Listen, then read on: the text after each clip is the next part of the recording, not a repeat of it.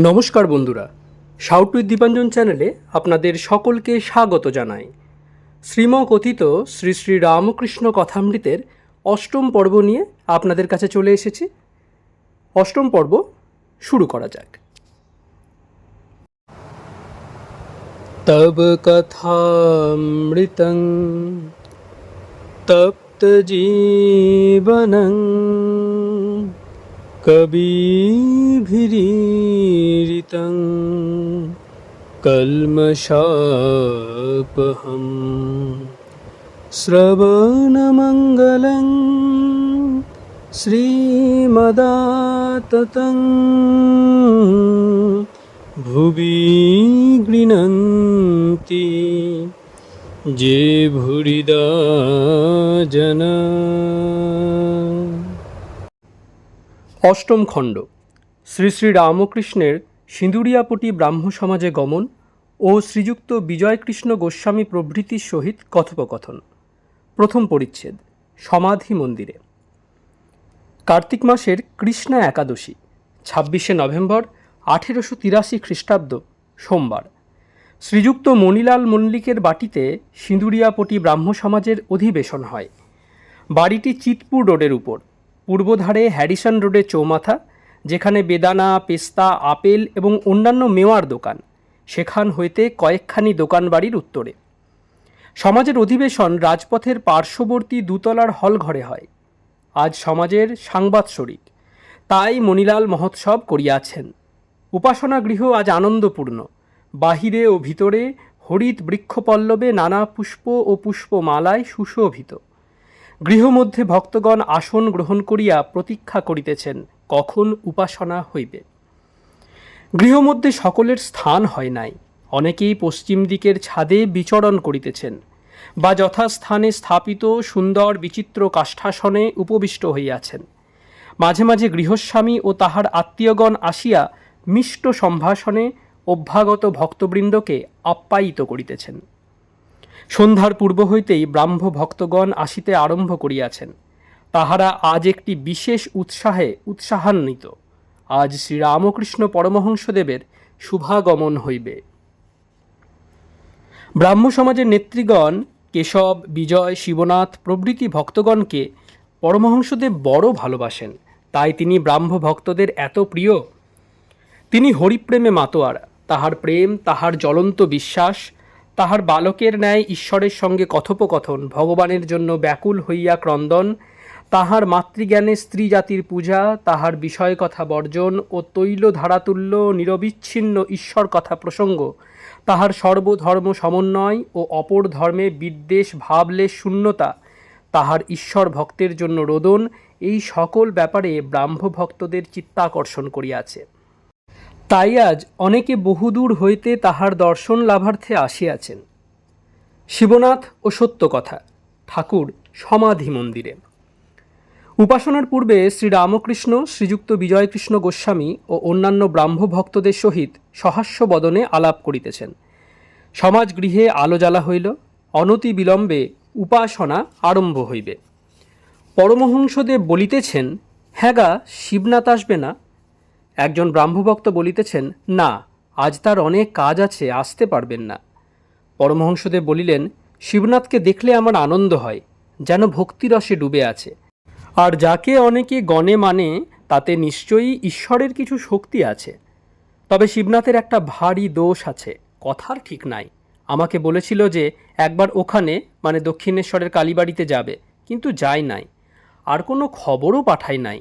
ওটা ভালো নয়। এরকম আছে যে সত্য কথাই কলির তপস্যা। সত্যকে আঁট করে ধরে থাকলে ভগবান লাভ হয়। সত্যে আঁট না থাকলে ক্রমে ক্রমে সব নষ্ট হয়।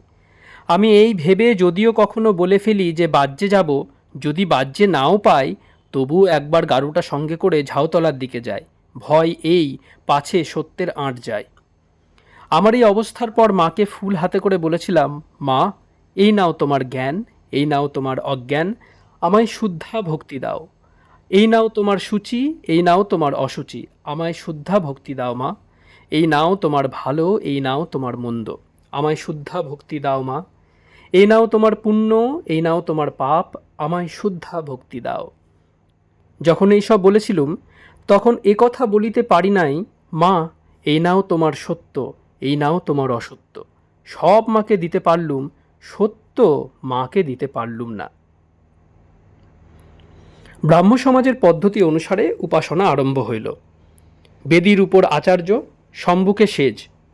উদ্বোধনের পর আচার্য পরব্রহ্মের উদ্দেশ্যে বেদোক্ত মহামন্ত্র উচ্চারণ করিতে লাগিলেন। ব্রাহ্ম ভক্তগণ সমস্বরে সেই পুরাতন আর্য ঋষির শ্রীমুখ নিঃসৃত তাহাদের সেই পবিত্র রসনার দ্বারা উচ্চারিত নামগান করিতে লাগিলেন। বলিতে লাগিলেন, সত্যং জ্ঞানমনন্তং ব্রহ্ম আনন্দরূপমৃতং যদি ভাতি শান্তং শিবমদ্বৈতম শুদ্ধম পাপবিদ্ধম। প্রণব সংযুক্ত এই ধ্বনি ভক্তদের হৃদয়াকাশে প্রতিধ্বনিত হইল। অনেকের অন্তরে বাসনা নির্বাপিত প্রায় হইল। চিত্ত অনেকটা স্থির ও ধ্যান প্রবণ হইতে লাগিল। সকলেরই চক্ষু মুদ্রিত। ক্ষণকালের জন্য বেদোক্ত সগুণ ব্রহ্মের চিন্তা করিতে লাগিলেন। পরমহংসদেব ভাবে নিমগ্ন, স্পন্দহীন স্থির দৃষ্টি, অবাক চিত্রপুত্তলিকার ন্যায় বসিয়া আছেন। আত্মাপক্ষী কোথায় আনন্দে বিচরণ করিতেছেন, আর দেহটি মাত্র শূন্য মন্দিরে পড়িয়া রহিয়াছে। সমাধির অব্যবহিত পরেই চক্ষু মেলিয়া চারিদিকে চাহিতেছেন। দেখিলেন সভাস্থ সকলেই নিমীলিত নেত্র। তখন ব্রহ্ম ব্রহ্ম বলিয়া হঠাৎ দণ্ডায়মান হইলেন। উপাসনান্তে ব্রাহ্মভক্তরা খোল করতাল লইয়া সংকীর্তন করিতেছেন। শ্রীরামকৃষ্ণ প্রেমানন্দে মত্ত হইয়া তাহাদের সঙ্গে যোগ দিলেন আর নৃত্য করতে লাগিলেন। সকলে মুগ্ধ হইয়া সেই নৃত্য দেখিতেছেন। বিজয় ও অন্যান্য ভক্তেরাও তাহাকে বেরিয়া বেরিয়া নাচিতেছেন। অনেকেই অদ্ভুত দৃশ্য দেখিয়া ও কীর্তনানন্দ সম্ভোগ করিয়া এককালে সংসার ভুলিয়া গেলেন। ক্ষণকালের জন্য হরিরস মদিরা পান করিয়া বিষয়ানন্দ ভুলিয়া গেলেন। বিষয় সুখের রস তিক্ত বোধ হইতে লাগিল। কীর্তনান্তে সকলে আসন গ্রহণ করিলেন। ঠাকুর কি বলেন শুনিবার জন্য সকলে তাহাকে ঘেরিয়া বসিলেন। দ্বিতীয় পরিচ্ছেদ, গৃহস্থের প্রতি উপদেশ। সমবেত ব্রাহ্ম ভক্তগণকে সম্বোধন করিয়া তিনি বলিতেছেন, নির্লিপ্ত হয়ে সংসার করা কঠিন। প্রতাপ বলেছিল, মহাশয়, আমাদের জনক রাজার মতো। জনক নির্লিপ্ত হয়ে সংসার করেছিলেন, আমরাও তাই করব। আমি বললুম, মনে করলেই কি জনক রাজা হওয়া যায়? জনক রাজা কত তপস্যা করে জ্ঞান লাভ করেছিলেন। হেঁটমুণ্ড ঊর্ধ্বপদ হয়ে অনেক বৎসর ঘোরতর তপস্যা করে তবে সংসারে ফিরে গেছিলেন। তবে সংসারীর কি কোনো উপায় নাই? হ্যাঁ, অবশ্য আছে। দিন কতক নির্জনে সাধন করতে হয়, তবে ভক্তি লাভ হয়, জ্ঞান লাভ হয়। তারপরে গিয়ে সংসার করো, দোষ নাই। যখন নির্জনে সাধন করবে, সংসার থেকে একেবারে তফাতে যাবে, তখন যেন স্ত্রী, পুত্র, কন্যা, মাতা, পিতা, ভাই, ভগিনী, আত্মীয়, কুটুম্ব কেহ কাছে না থাকে। নির্জনে সাধনের সময় ভাববে, আমার কেউ নাই, ঈশ্বরই আমার সর্বস্ব। আর কেঁদে কেঁদে তার কাছে জ্ঞান ভক্তির জন্য প্রার্থনা করবে। যদি বলো কতদিন সংসার ছেড়ে নির্জনে থাকবো, তা একদিন যদি এইরকম করে থাকো সেও ভালো, 3 দিন থাকলে আরও ভালো, বা 12 দিন, 1 মাস, 3 মাস, 1 বৎসর, যে যেমন পারে। জ্ঞান ভক্তি লাভ করলে, সংসার করলে আর বেশি ভয় নাই।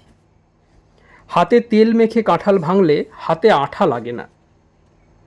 চোর চোর যদি খেলো, বুড়ি ছুঁয়ে ফেললে আর ভয় নাই। একবার পরশমণিকে ছুঁয়ে সোনা হও, সোনা হবার পর 1000 বৎসর যদি মাটিতে পোঁতা থাকো, মাটি থেকে তোলবার সময় সেই সোনাই থাকবে। মনটি দুধের মতো। সেই মনকে যদি সংসার জলে রাখো, তাহলে দুধে জলে মিশে যাবে। তাই দুধকে নির্জনে দই পেতে মাখন তুলতে হয়। যখন নির্জনে সাধন করে মনরূপ দুধ থেকে জ্ঞান ভক্তিরূপ মাখন তোলা হলো, তখন সে মাখন অনায়াসে সংসার জলে রাখা যায়। সে মাখন কখনো সংসার জলের সঙ্গে মিশে যাবে না, সংসার জলের উপর নির্লিপ্ত হয়ে ভাসবে। তৃতীয় পরিচ্ছেদ, শ্রীযুক্ত বিজয় গোস্বামীর নির্জনে সাধন। শ্রীযুক্ত বিজয় গোস্বামী সবে গয়া হইতে ফিরিয়াছেন। সেখানে অনেক দিন নির্জনে বাস ও সাধুসঙ্গ হইয়াছিল। এক্ষণে তিনি গৈরিক বসন পরিধান করিয়াছেন। অবস্থা ভারী সুন্দর, যেন সর্বদা অন্তর্মুখ। পরমহংসদেবের নিকট হেঁটমুখ হইয়া রহিয়াছেন, যেন মগ্ন হইয়া কি ভাবিতেছেন। বিজয়কে দেখিতে দেখিতে পরমহংসদেব তাহাকে বলিলেন, বিজয়, তুমি কি বাসা পাকড়েছ?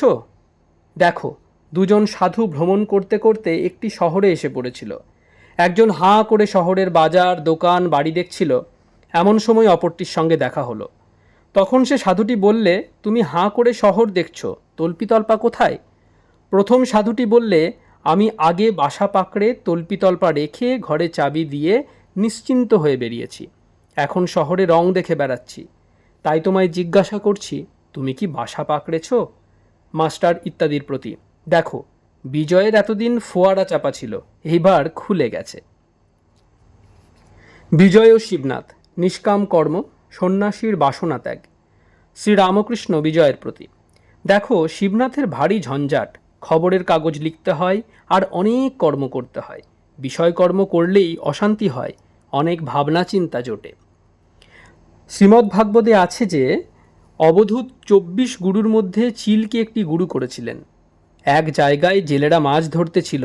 একটি চিল এসে একটা মাছ ছোঁ মেরে নিয়ে গেল।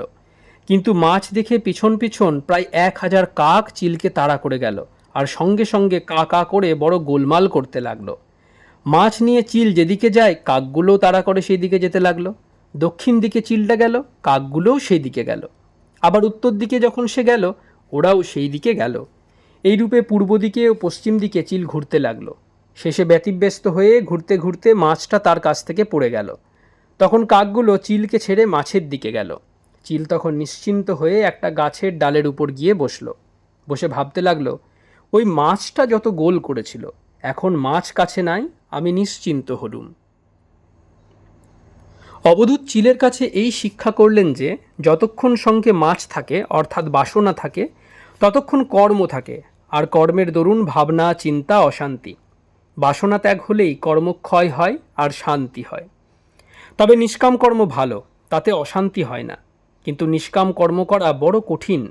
মনে করছি নিষ্কাম কর্ম করছি, কিন্তু কোথা থেকে কামনা এসে পড়ে জানতে দেয় না। আগে যদি অনেক সাধন থাকে, সাধনের বলে কেউ কেউ নিষ্কাম কর্ম করতে পারে।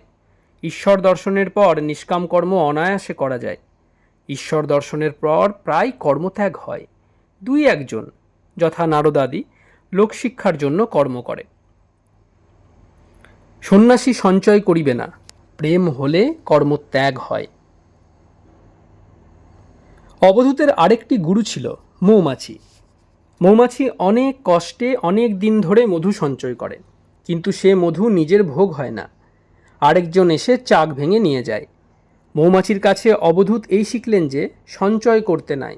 সাধুরা ঈশ্বরের উপর 16 আনা নির্ভর করবে, তাদের সঞ্চয় করতে নাই। এটি সংসারীর পক্ষে নয়। সংসারীর সংসার প্রতিপালন করতে হয়, তাই সঞ্চয়ের দরকার হয়। পঞ্ছি তথা পাখি আউর দরবেশ মানে সাধু সঞ্চয় করে না, কিন্তু পাখির ছানা হলে সঞ্চয় করে। ছানার জন্য মুখে করে খাবার আনে। দেখো বিজয়, সাধুর সঙ্গে যদি পুটলি পাটলা থাকে, 15টা গাঁটওয়ালা যদি কাপড় বুচকি থাকে, তাহলে তাদের বিশ্বাস করো না। আমি বটতলায় ওই রকম সাধু দেখেছিলাম। 2-3 জন বসে আছে, কেউ ডাল বাচ্ছে, কেউ কাপড় সেলাই করছে, আর বড় মানুষের বাড়ির ভান্ডারার গল্প করছে। বলছে, আরে ও বাবু ने लाखों रुपया खर्च किया, साधु लोग को बहुत खिलाया, पूरी जलेबी पेड़ा बर्फी मालपुआ बहुत चीज़ तैयार किया। সকলের হাস্য। বিজয়, আজ্ঞে হ্যাঁ, গয়ায় ওই রকম সাধু দেখেছি। গয়ায় লোটাওয়ালা সাধু। সকলের হাস্য। শ্রীরামকৃষ্ণ বিজয়ের প্রতি, ঈশ্বরের প্রতি প্রেম আসলে কর্মত্যাগ আপনি হয়ে যায়। যাদের ঈশ্বর কর্ম করাচ্ছেন তারা করুক। তোমার এখন সময় হয়েছে, সব ছেড়ে তুমি বলো, মন তুই দেখ আর আমি দেখি, আর যেন কেহ নাহি দেখে। এই বলিয়া ভগবান শ্রীরামকৃষ্ণ সে অতুলনীয় কণ্ঠে মাধুর্য বর্ষণ করিতে করিতে গান গাহিলেন। যতনে হৃদয়ে রেখো আদরণী শ্যামামাকে, মন তুই দেখ আর আমি দেখি, আর যেন কেউ নাহি দেখে। কামাদিরে দিয়ে ফাঁকি, আই মন বিরলে দেখি, রসনারে সঙ্গে রাখি, সে যেন মা বলে ডাকে। মাঝে মাঝে সে যেন মা বলে ডাকে। কুরুচি কুমন্ত্রী যত, নিকট হতে দিও নাকো, জ্ঞাননয়নকে প্রহরী রেখো, সে যেন সাবধানে থাকে, খুব যেন সাবধানে থাকে। শ্রীরামকৃষ্ণ বিজয়ের প্রতি, ভগবানের শরণাগত হয়ে এখন লজ্জা ভয় এসব ত্যাগ করো। আমি হরিনামে যদি নাচি, লোকে আমায় কি বলবে এসব ভাব ত্যাগ করো। লজ্জা ঘৃণা ভয়। লজ্জা ঘৃণা ভয় তিন থাকতে নয়। লজ্জা ঘৃণা ভয় জাতীয় অভিমান গোপন ইচ্ছা এসব পাশ, এসব গেলে জীবের মুক্তি হয়। পাশবদ্ধ জীব পাশ মুক্ত শিব। ভগবানের প্রেম দুর্লভ জিনিস। প্রথমে স্ত্রীর যেমন স্বামীতে নিষ্ঠা, সেইরূপ নিষ্ঠা যদি ঈশ্বরেতে হয় তবেই ভক্তি হয়। শুদ্ধা ভক্তি হওয়া বড় কঠিন। ভক্তিতে প্রাণ মন ঈশ্বরেতে লীন হয়। তারপর ভাব, ভাবেতে মানুষ অবাক হয়, বায়ু স্থির হয়ে যায়, আপনি কুম্ভক হয়। যেমন বন্দুকে গুলি ছোড়বার সময় যে ব্যক্তি গুলি ছোড়ে সে বাক্যশূন্য হয় ও তার বায়ু স্থির হয়ে যায়। প্রেম হওয়া অনেক দূরের কথা, চৈতন্যদেবের প্রেম হয়েছিল। ঈশ্বরে প্রেম হলে বাহিরের জিনিস ভুল হয়ে যায়, জগৎ ভুল হয়ে যায়, নিজের দেহ যে এত প্রিয় জিনিস তাও ভুল হয়ে যায়। এই বলিয়া পরমহংসদেব আবার গান গাহিতেছেন। সেদিন কবে বা হবে, হরি বলিতে ধারা বেয়ে পড়বে, সেদিন কবে বা হবে। সংসার বাসনা যাবে, সেদিন কবে বা হবে। অঙ্গে পুলক হবে, সেদিন কবে বা হবে। চতুর্থ পরিচ্ছেদ, ভাব ও কুম্ভক। মহাবায়ু উঠিলে ভগবান দর্শন। এইরূপ কথাবার্তা চলিতেছে, এমন সময় নিমন্ত্রিত আর কয়েকটি ব্রাহ্মভক্ত আসিয়া উপস্থিত হইলেন। তন্মধ্যে কয়েকটি পণ্ডিত ও উচ্চপদস্থ রাজকর্মচারী। তাহাদের মধ্যে একজন শ্রী রজনীনাথ রায়। ঠাকুর বলিতেছেন, ভাব হইলে বায়ু স্থির হয়। আর বলিতেছেন, অর্জুন যখন লক্ষ্য বিঁধেছিল কেবল মাছের চোখের দিকে দৃষ্টি ছিল, আর কোনো দিকে দৃষ্টি ছিল না। এমনকি চোখ ছাড়া আর কোনো অঙ্গ দেখতে পায় নাই। এইরূপ অবস্থায় বায়ু স্থির হয়, কুম্ভক হয়। ঈশ্বর দর্শনের একটি লক্ষণ, ভিতর থেকে মহাবায়ু গড়গড় করে উঠে মাথার দিকে যায়। তখন যদি সমাধি হয়, ভগবানের দর্শন হয়। শুধু পাণ্ডিত্য মিথ্যা, ঐশ্বর্য বিভব মান পদ সব মিথ্যা। শ্রীরামকৃষ্ণ অভ্যাগত ব্রাহ্মভক্ত দৃষ্টে। যারা শুধু পণ্ডিত কিন্তু যাদের ভগবানে ভক্তি নাই, তাদের কথা গোলমেলে। সামাধ্যায়ী বলে এক পণ্ডিত বলেছিল, ঈশ্বর নিরস, তোমরা নিজের প্রেম ভক্তি দিয়ে সরস করো। বেদে যাকে রসস্বরূপ বলেছে তাকে কিনা নিরস বলে? আর এতে বোধ হচ্ছে সে ব্যক্তি ঈশ্বর কি বস্তু কখনো জানে নাই, তাই এরূপ গোলমেলে কথা।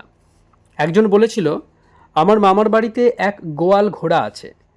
এ কথায় বুঝতে হবে ঘোড়া আদবেই নাই, কেননা গোয়ালে ঘোড়া থাকে না। সকলের হাস্য। কেউ ঐশ্বর্যের বিভব মান পদ এইসবের অহংকার করে। এসব 2 দিনের জন্য, কিছুই সঙ্গে যাবে না। একটা গানে আছে, ভেবে দেখ মন কেউ কারু নয়, মিছে ভ্রম ভূমণ্ডলে, ভুলো না দক্ষিণা কালী বদ্ধ হয়ে মায়া জালে। যার জন্য মর ভেবে সে কি তোমার সঙ্গে যাবে, সেই প্রেয়সী দিবে ছড়া অমঙ্গল হবে বলে। দিন 2-3 জন্য ভবে কর্তা বলে সবাই মানে, সেই কর্তারে দেবে ফেলে কালাকালের কর্তা এলে। অহংকারের মহৌষধ, তারে বাড়া আছে। আর টাকার অহংকার করতে নাই। যদি বলো আমি ধনী, তো ধনীর আবার তারে বাড়া আছে। সন্ধ্যার পর যখন জোনাকি পোকা ওঠে, সে মনে করে আমি এই জগৎকে আলো দিচ্ছি, কিন্তু নক্ষত্র যেই উঠল অমনি তার অভিমান চলে গেল।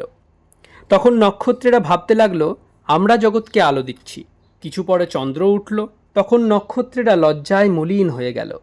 চন্দ্র মনে করলেন আমার আলোতে জগৎ হাসছে, আমি জগৎকে আলো দিচ্ছি। দেখতে দেখতে অরুণ উদয় হলো, সূর্য উঠছেন, চাঁদ মলিন হয়ে গেল, খানিকক্ষণ পরে আর দেখাই গেল না। ধনীরা যদি এইগুলি ভাবে তাহলে ধনের অহংকার হয় না। উৎসব উপলক্ষে মণিলাল অনেক উপাদেয় খাদ্য সামগ্রীর আয়োজন করিয়াছেন। তিনি অনেক যত্ন করিয়া শ্রীরামকৃষ্ণ ও সমবেত ভক্তগণকে পরিতোষ করিয়া খাওয়াইয়ালেন। যখন সকলে বাড়ি প্রত্যাগমন করিলেন, তখন রাত্রি অনেক, কিন্তু কাহারও কোনো কষ্ট হয় নাই। নবম খণ্ড, শ্রীযুক্ত জয়গোপাল সেনের বাড়িতে শুভাগমন। প্রথম পরিচ্ছেদ, গৃহস্থাশ্রম ও শ্রীরামকৃষ্ণ। ইংরেজি 28শে নভেম্বর 1883 খ্রিস্টাব্দ। আজ বেলা 4টা-5টার সময় শ্রীরামকৃষ্ণ শ্রীযুক্ত কেশবচন্দ্র সেনের কমল কুটির নামক বাটিতে গিয়াছিলেন। কেশব পীড়িত, শীঘ্রই মর্তধাম ত্যাগ করিয়া যাইবেন। কেশবকে দেখিয়া রাত্রি 7টার পর মাথা ঘষা গলিতে শ্রীযুক্ত জয়গোপালের বাটিতে কয়েকটি ভক্ত সঙ্গে ঠাকুর আগমন করিয়াছেন। ভক্তেরা কত কি ভাবিতেছেন। ঠাকুর দেখিতেছি নিশিদিন হরিপ্রেমে বিহ্বল। বিবাহ করিয়াছেন, কিন্তু ধর্মপত্নীর সহিত এইরূপ সংসার করেন নাই। ধর্মপত্নীকে ভক্তি করেন, পূজা করেন, তাহার সহিত কেবল ঈশ্বরীয় কথা কহেন, ঈশ্বরের গান করেন, ঈশ্বরের পূজা করেন, ধ্যান করেন। মাইক কোনো সম্বন্ধই নাই। ঈশ্বরী বস্তু আর সব অবস্তু ঠাকুর দেখিতেছেন। টাকা, ধাতুদ্রব্য, ঘটি বাটি স্পর্শ করিতে পারেন না। স্ত্রীলোককে স্পর্শ করিতে পারেন না। স্পর্শ করিলে শিঙি মাছের কাঁটা ফোটার মতো সেই স্থান ঝনঝন কনকন করে। টাকা সোনা হাতে দিলে হাত তেউড়ে যায়, বিকৃত অবস্থা প্রাপ্ত হয়, নিঃশ্বাস রুদ্ধ হয়। অবশেষে ফেলিয়া দিলে আবার পূর্বের ন্যায় নিঃশ্বাস বহিতে থাকে। ভক্তেরা কত কি ভাবিতেছেন। সংসার কি ত্যাগ করিতে হইবে? পড়াশোনা আর করিবার প্রয়োজন কি? যদি বিবাহ না করি, চাকরি তো করিতে হইবে না। মা বাপকে কি ত্যাগ করিতে হইবে? আর আমি বিবাহ করিয়াছি, সন্তান হইয়াছে, পরিবার প্রতিপালন করিতে হইবে। আমার কি হইবে? আমারও ইচ্ছা করে নিশিদিন হরিপ্রেমে মগ্ন হইয়া থাকি। ঠাকুর শ্রী রামকৃষ্ণকে দেখি আর ভাবি, কি করিতেছি। ইনি রাত দিন তৈলধারার ন্যায় নিরবিচ্ছিন্ন ঈশ্বর চিন্তা করিতেছেন, আর আমি রাত দিন বিষয় চিন্তা করিতে ছুটিতেছি। একমাত্র ইহারই দর্শন যেন মেঘাচ্ছন্ন আকাশের এক স্থানে একটু জ্যোতি। এখন জীবন সমস্যা কীরূপে পূরণ করিতে হইবে? ইনি তো নিজে করে দেখালেন, তবে এখনও সন্দেহ। ভেঙে বালির বাঁধ পুরাই মনের স্বাদ। সত্য কি বালির বাঁধ? যদি তার উপর সেরূপ ভালোবাসা আসে, আর হিসাব আসবে না। যদি জোয়ার গাঙে জল ছোটে, কে রোধ করবে? যে প্রেমোদয় হওয়াতে শ্রী গৌরাঙ্গ কৌপিন ধারণ করেছিলেন, যে প্রেমে ঈশা অনন্যচিন্ত হয়ে বনবাসী হয়েছিলেন আর প্রেমময় পিতার মুখ চেয়ে শরীর ত্যাগ করেছিলেন, যে প্রেমে বুদ্ধ রাজভোগ ত্যাগ করে বৈরাগী হয়েছিলেন, সেই প্রেমের এক বিন্দু যদি উদয় হয়, এই অনিত্য সংসার কোথায় পড়ে থাকে? আচ্ছা, যারা দুর্বল, যাদের সে প্রেমোদয় হয় না, যারা সংসারী জীব, যাদের পায়ে মায়ার বেড়ি, তাদের কি উপায়? দেখি এই প্রেমিক বৈরাগী কি বলেন। ভক্তেরা এইরূপ চিন্তা করিতেছেন। ঠাকুর জয়গোপালের বৈঠকখানায় ভক্ত সঙ্গে উপবিষ্ট। সম্মুখে জয়গোপাল, তাহার আত্মীয়েরা ও প্রতিবেশীগণ। একজন প্রতিবেশী বিচার করিবেন বলিয়া প্রস্তুত ছিলেন। তিনি অগ্রণী হইয়া কথা আরম্ভ করিলেন। জয়গোপালের ভ্রাতা বৈকুণ্ঠ আছেন। গৃহস্থাশ্রম ও শ্রীরামকৃষ্ণ। বৈকুণ্ঠ: আমরা সংসারী লোক, আমাদের কিছু বলুন। শ্রীরামকৃষ্ণ: তাকে জেনে এক হাত ঈশ্বরের পাদপদ্মে রেখে আরেক হাতে সংসারের কার্য করো। বৈকুণ্ঠ: মহাশয়, সংসার কি মিথ্যা? শ্রীরামকৃষ্ণ: যতক্ষণ তাকে না জানা যায় ততক্ষণ মিথ্যা। তখন তাকে ভুলে মানুষ আমার আমার করে, মায়ায় বদ্ধ হয়ে, কামিনী কাঞ্চনে মুগ্ধ হয়ে আরও ডোবে। মায়াতে এমনই মানুষ অজ্ঞান হয় যে পালাবার পথ থাকলেও পালাতে পারে না।